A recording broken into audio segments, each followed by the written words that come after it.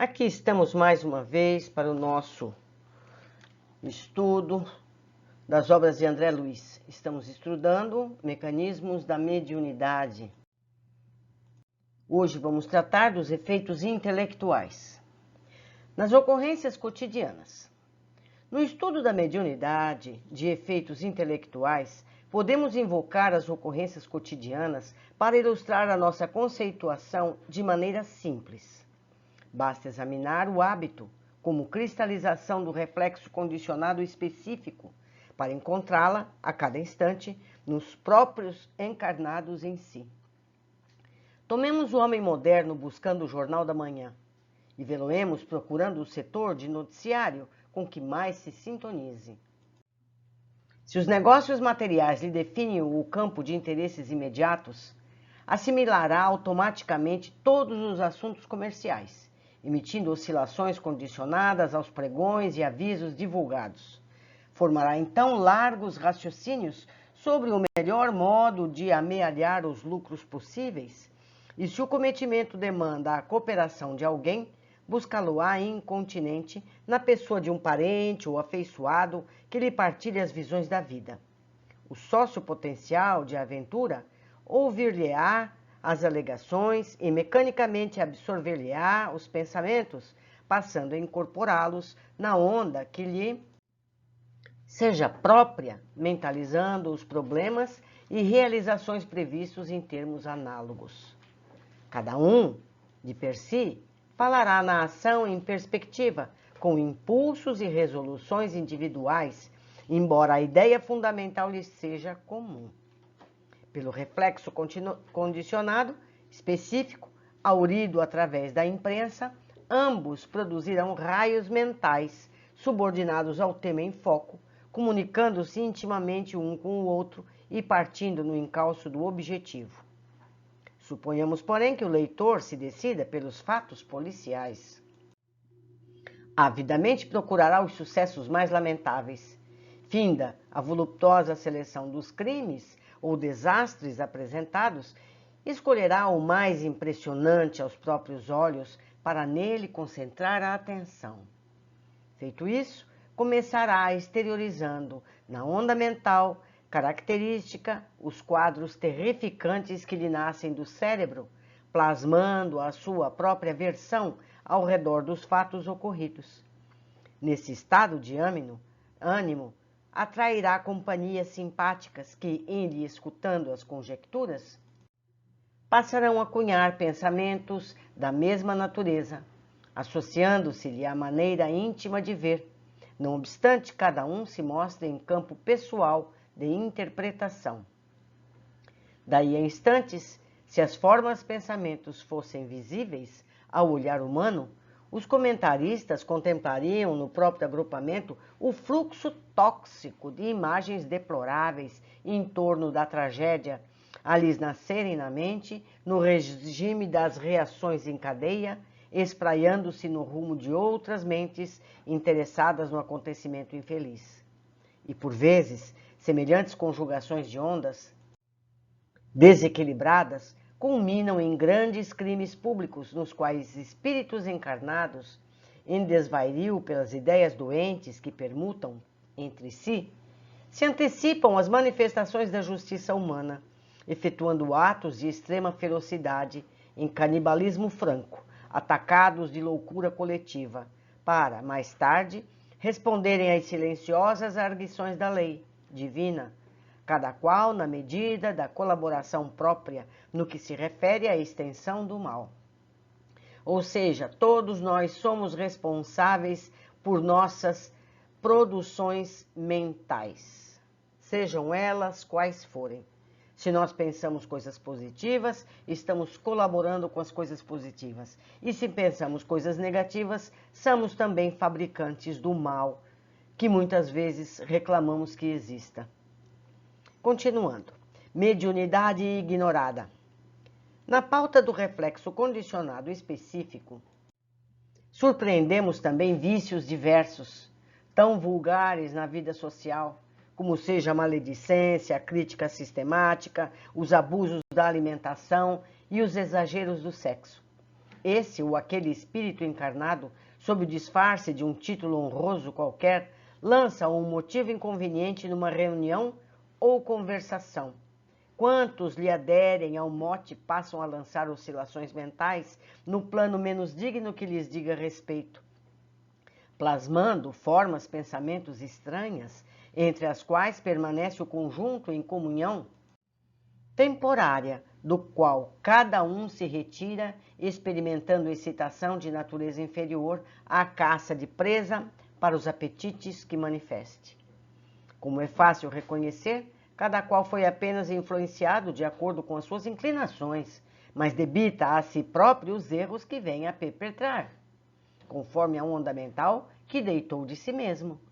Tais notas ajudam a compreender os mecanismos da mediunidade de efeitos intelectuais, em que encarnados e desencarnados se associam nas manifestações da chamada metapsíquica subjetiva, qual se observa nos efeitos físicos a eclosão da força psíquica nos efeitos intelectuais pode surgir em qualquer idade fisiológica, verificando-se muita vez a simbiose entre a entidade desencarnada e a entidade encarnada, desde que o renascimento dessa última, pela ocorrência da conjugação de ondas. Em todos os continentes podemos encontrar milhões de pessoas em tarefas dignas ou menos dignas, mas, destacadamente, os expositores e artistas da palavra, na tribuna e na pena, como veículo mais constantemente acessíveis ao pensamento, senhoreadas por espíritos desenfaixados do liame físico, atendendo a determinadas obras ou influenciando pessoas para fins superiores ou inferiores em largos processos de mediunidade ignorada, fatos esses vulgares em todas as épocas da humanidade. Mediunidade disciplinada.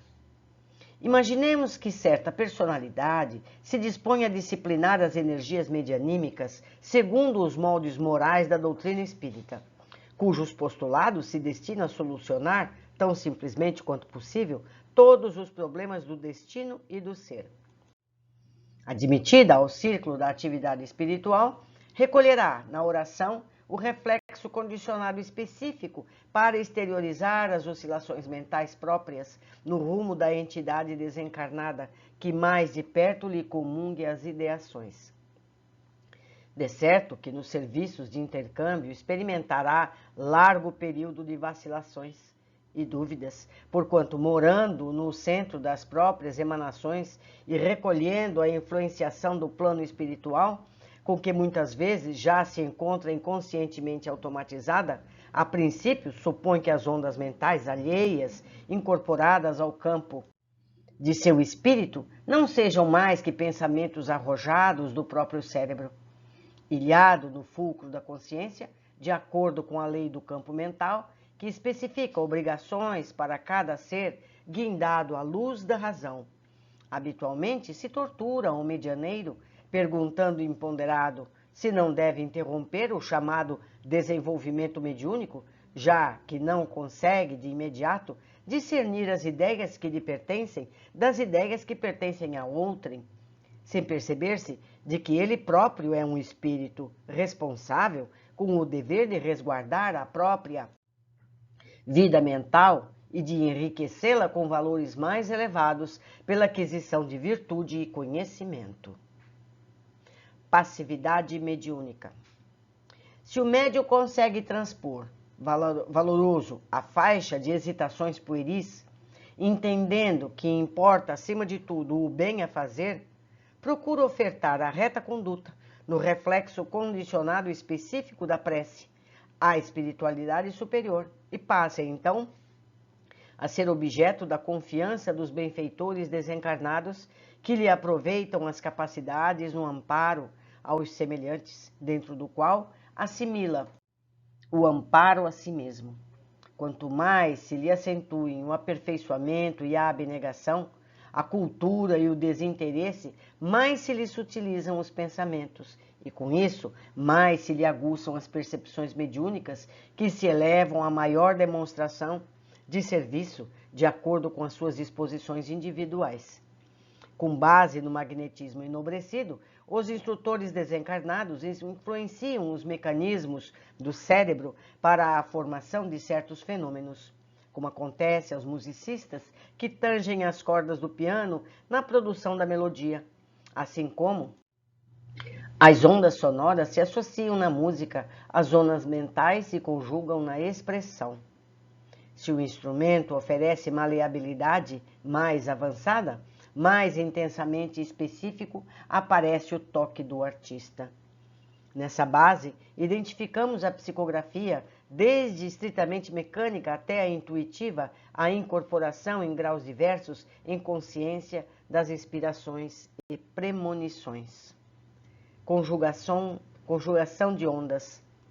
Vemos que a conjugação de ondas mentais surge presente em todos os fatos mediúnicos. Atenta ao reflexo condicionado da prece, nas reuniões doutrinárias ou nas experiências psíquicas, a mente do médium passa a emitir as oscilações que lhe são próprias, as quais se entrosam aquelas da entidade comunicante com vistas a certos fins.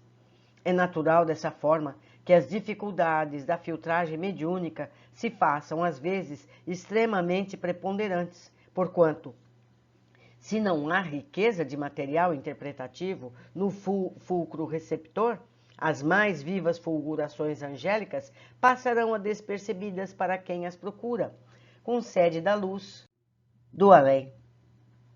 Cabe-nos reconhecer que, excetuados os casos especiais em que o medianeiro e a entidade espiritual se completam de modo perfeito, na maioria das circunstâncias, apesar da integração mental profunda entre um e outro, quase toda a exteriorização fisiológica no intercâmbio pertence ao médium, cujos traços característicos, via de regra, assimilarão as manifestações até que a força psíquica da humanidade se mostre mais intrinsecamente aperfeiçoada para a mais aprimorada evidência do plano superior.